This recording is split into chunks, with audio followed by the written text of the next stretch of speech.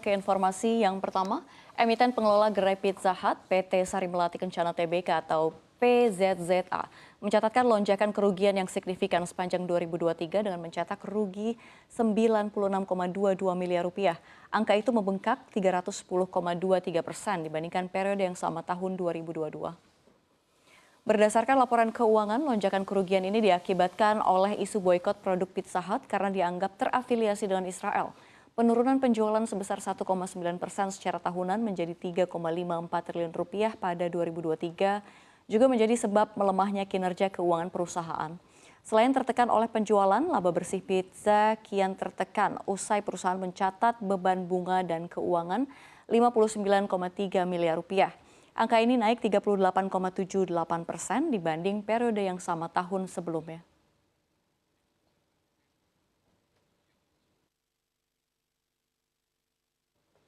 Kita ke informasi lainnya.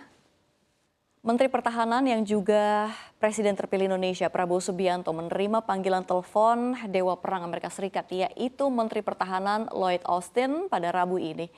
Dalam keterangan resmi, Austin dikabarkan kembali menyampaikan ucapan selamat dari Presiden Amerika Serikat Joe Biden kepada Prabowo atas kemenangannya baru-baru ini dalam pemilihan Presiden Indonesia.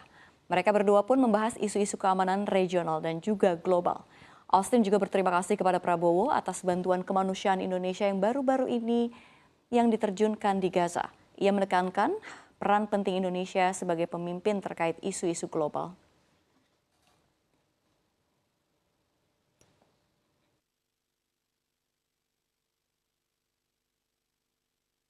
Kita ke informasi selanjutnya. Pusat jual beli barang elektronika terbesar di Jakarta, Harko Mangga 2, terpantau mulai bangkit kembali setelah nelangsa karena pandemi COVID-19 melanda beberapa tahun yang lalu. Sebagaimana diketahui, Harko Mangga 2 merupakan salah satu pusat elektronika ternama yang dibangun pada tahun 1991 yang menjual beragam barang elektronik, mulai dari laptop, perangkat, komputer, serta aksesorisnya, printer, speaker, HT, hingga CCTV. Dari pantauan CNBC Indonesia di lokasi 23 April lalu, sejak kaki melangkah masuk, pandangan mata langsung disambut oleh deretan perangkat komputer, laptop sampai dengan CCTV. Hiruk pikuk penjual, pembeli sampai dengan kurir jasa pengiriman pun terlihat sibuk melewati dan bahkan mengisi lorong-lorong yang ada di pusat perbelanjaan ini. Dari pantauan, pusat perbelanjaan ini memang tidak terlihat ramai didatangi oleh pengunjung seperti pusat perbelanjaan pada umumnya. Namun intensitas kunjungan kurir jasa kirim untuk menjemput barang nampak cukup banyak.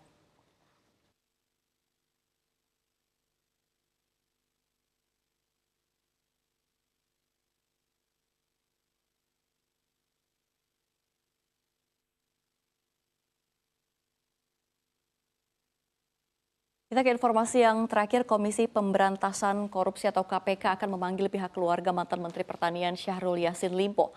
Mereka akan dipanggil sebagai saksi dalam penyidikan kasus tindak pidana pencucian uang TPPU yang diduga dilakukan SYL.